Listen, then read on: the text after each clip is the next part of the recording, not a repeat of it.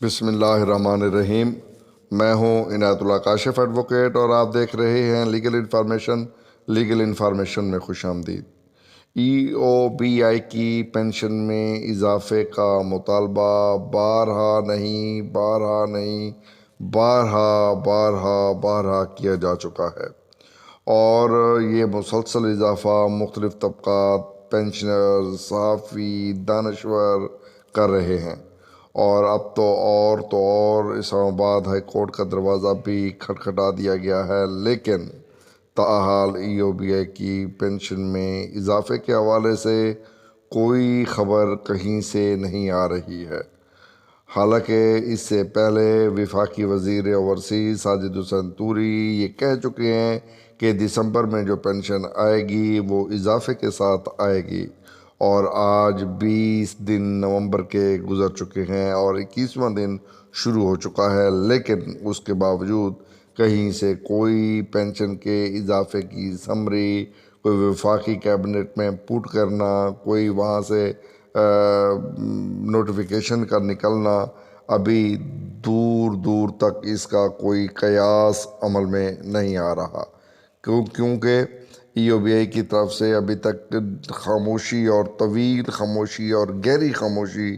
کا مطلب آپ سمجھ سکتے ہیں کہ ای او بی آئی کا ادارہ ای او بی آئی کی پینشن میں ابھی اضافہ نہیں کر رہا۔ حالانکہ مختلف وفود کے ساتھ ساجد حسین طوری نے ملاقاتیں کی، اور ساجد حسین طوری نے ان کو یقین دلایا کہ دسمبر میں پینشن میں اضافہ کر دیا جائے گا، اور یہ بات اخبارات میں، انگریزی اردو اخبارات میں شائع بھی ہوئی، لیکن اس کے باوجود ابھی تک گہری خاموشی ہے۔ اور دوسری بات میں یہاں پر آپ کو بتاتا چلوں کہ ای او بی آئی کے ایک ترجمان نے انگریزی اخبار کو خط لکھا تھا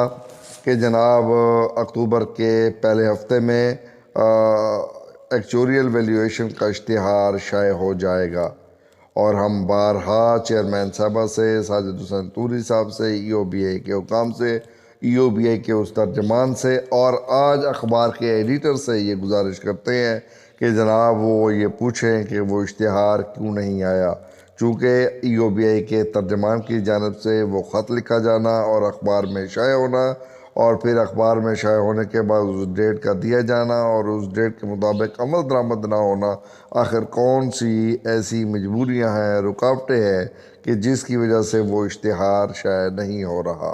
رہی قانون کی بات، تو قانون کے اندر کوئی یہ گنجائش ایسی نہیں ہے کہ ہر 3 سال کے بعد ایکچوریل ویلیویشن کا ہونا ضروری ہے۔ اس میں یہ کہا گیا ہے کہ نان مور دین 3 ایئر، کہ یعنی 3 سال سے زیادہ کا عرصہ نہیں گزرنا چاہیے ایکچوریل ویلیویشن کے لیے، یعنی ود ان 3 ایئرز ہو جانی چاہیے۔ اس میں یہ کہیں نہیں کہا گیا کہ ہر 3 سال کے بعد ہونا ضروری ہے۔ تو یہ جو تعبیر و تشریح ہے یہ انہوں نے اپنی طرف سے گھڑی ہوئی ہے، اور یہ جو تشریح انہوں نے گھڑی ہے یہ غیر قانونی ہے، یہ اس سبجیکٹ کے خلاف، اس کانٹیکسٹ کے خلاف ہے جو ای او بی آئی ایکٹ 1976 میں موجود ہے۔ ای او بی آئی کی پینشن میں اضافہ ناگزیر ہے، کیونکہ اب اگر اضافہ نہیں کیا جاتا، میں بار بار عرض کر رہا ہوں، ایک طرف مہنگائی کا زور ہے،